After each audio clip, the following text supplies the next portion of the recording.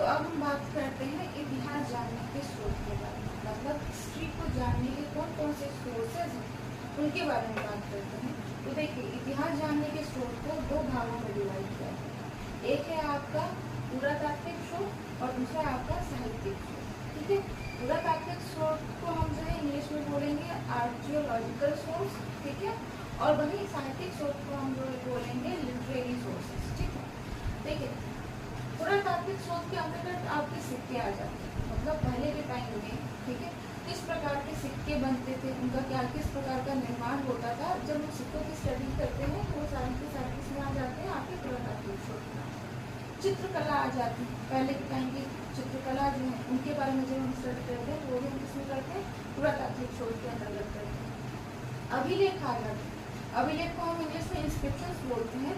और अभिलेख भी बहुत सारे होते हैं, जैसे आपका हो गया शिलालेख हो गया, ठीक है, स्तंभ लेख हो गया, ठीक है, ये सब क्या है, ये सब अभिलेख। ठीक है, ये भी जो है पुरातात्विक स्रोत है। ठीक है, जैसे कि अभिलेख कैसे हो गए, जिस तरीके के जो शिलालेख हो गया, मतलब जो गुफाओं के ऊपर जो लेख लिखे गए हैं पहले के टाइम में। ठीक है, स्तंभ लेख हो गया, जो स्तंभ के ऊपर जो लेख लिखे गए हैं वो सारे के सारे जो है अभिलेख इंस्क्रिप्शंस के अंतर्गत आते हैं।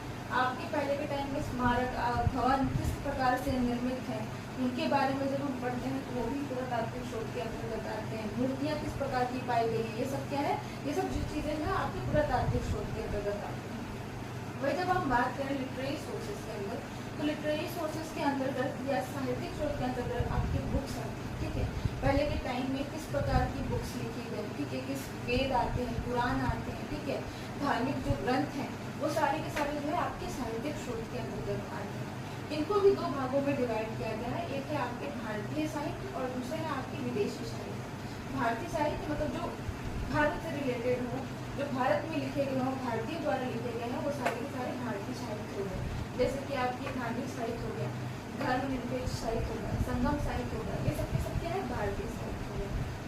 वही अगर बात करें विदेशी साहित्य, तो जो विदेशी हमारे इंडिया में आए, भारत में आए, और भारत में आके जो इन्होंने कुछ साहित्य लिखे, कुछ बुक्स जो लिखे, उन्हीं को हम विदेशी साहित्य कहते हैं। और वो कौन कौन से हैं, जैसे यूनान से जो लोग आए, ठीक है, उनके लेख को हम कहते हैं यूनान एवं रोम के लेख। ठीक है, वही चीनी लेख पाए जाते हैं, अरबी लेख पाए जाते हैं। चीन के लोगों ने जो लेख लिख कर गए, जो साहित्य लिख के गए, उनको हम चीनी लेख कहते हैं और अरबी लेख कहते हैं। ठीक है, तो ये कुछ जो है सोर्स हो गया आपके इसके हिस्ट्री।